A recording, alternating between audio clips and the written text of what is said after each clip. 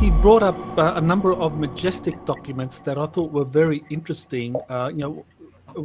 Quite a few of them. So, one that I found particularly interesting was the one on Eisenhower. Um, not Eisenhower, Einstein, Albert Einstein, and Robert Oppenheimer's draft document on, quote, relations with inhabitants of celestial Right. bodies. So that Yeah. was a document that they wrote. So, what did your grandfather have to say about that particular document?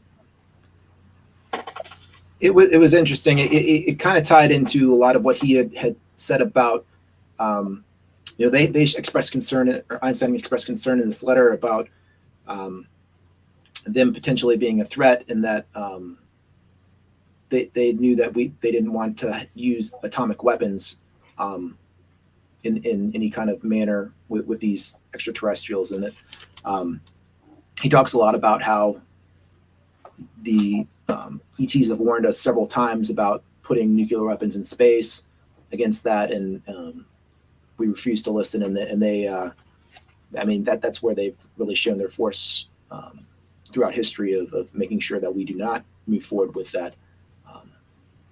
So it was interesting to see this letter to where they're talking, acknowledging back then, 1947, that there definitely is an alien presence, and they need to figure out how they're going to address it and how the government's going to address it. And they're mostly worried about the nuclear weapons in the end, And it's interesting. Yeah, it's interesting too. I noticed that it kind of explains what, like, a certain prime directive, and it's kind of from the viewpoint of us now that we know that there could be interaction or contact, that we need to have these official rules, or galactic rules, when interacting with other species. And it's I don't know whether to take it as assuming that there was all this interaction before or during the 40s or even earlier, that maybe they had really been in contact already and gotten these rules into being established, and they kind of had to put something in perspective into official documents, right? Yeah, I thought that was a very interesting document, because it does kind of indicate that even back in the late 40s, I think that was 1949, as I recall, that document came out, that there was already an attempt to kind of work out, what would be the ground rules for diplomatic relations with extraterrestrial visitors. So, and you got your, two of the best minds on the planet, supposedly Albert Einstein and Robert Oppenheimer, to come up with some draft, just fleshing out the principles of diplomatic relations. So, and obviously your grandfather thought that this was a genuine document. So, yeah, that's good to know.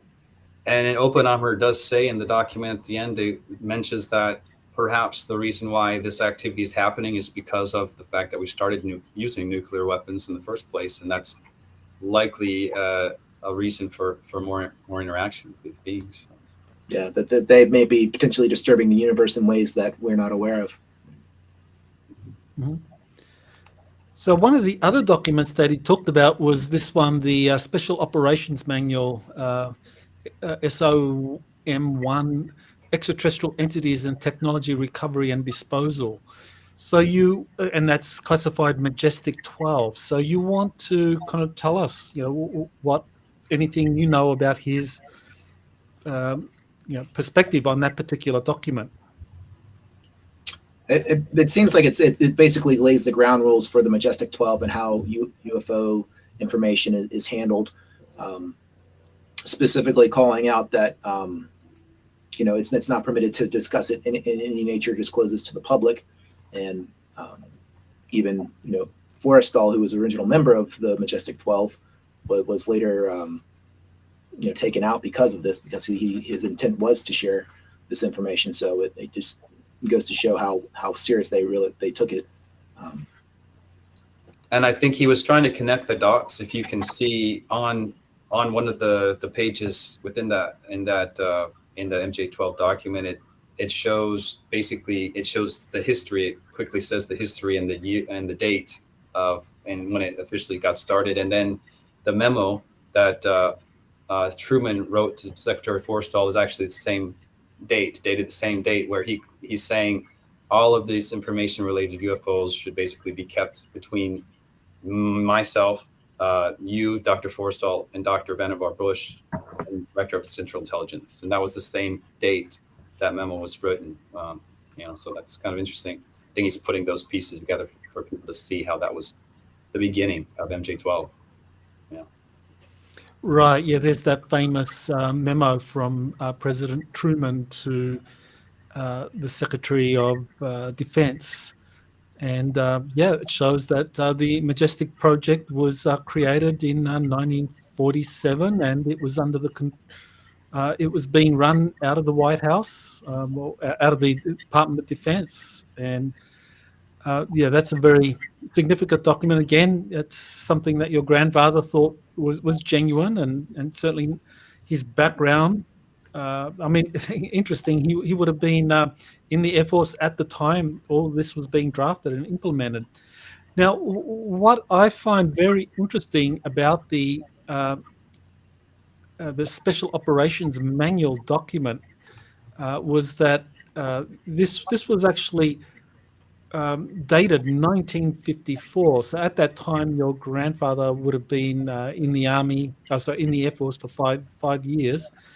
And that was drafted with all of the procedures for these crash retrieval operations. So, it does raise the possibility, could he have been involved in the drafting of that?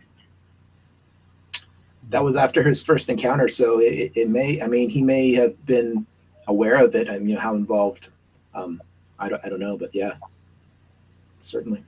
Because I can't imagine there would have been too many people, who had kind of hands-on experience with UFOs, had seen them, was working with the Interplanetary Phenomenon Unit, and then you have to come up with a manual for working out exactly how to handle these crash retrieval operations. And that manual would have been given to a non-commissioned officer. And your grandfather ended up as a Chief Master Sergeant Major. So he would have had the skill set to put together a manual like this. So it's an interesting possibility. It's a very good point. He said in his clearance, he claims that he had the Cosmos level clearance, which is like 38 levels above top secret. He said there was only maybe 25 people at the time that had that knowledge that was at that security level. So it's a very small group when you think about it. So the likelihood of his knowledge or involvement would probably be highly likely. When you think about it. Yeah. There's actually one of the images is of a UFO wrecking diagram or chart of what the UFOs look like or appeared like so far, all the sightings, and he claimed, he just says it right under the image, that this was used as a chart, as a reference for any sightings that they see between the Air Force and the CIA. So somehow he knew that was used in that capacity way back then. I might have sent it to you actually through a separate email. It was the second email I sent, but it showed that. Okay, so he may have been involved in the creation of the kind of manual, the authoritative manual for crash retrieval operations, but he was familiar with them at the very least. And he talked about one famous one in South Africa in the Kalahari Desert. Mm-hmm. So, what do you know about that particular UFO crash?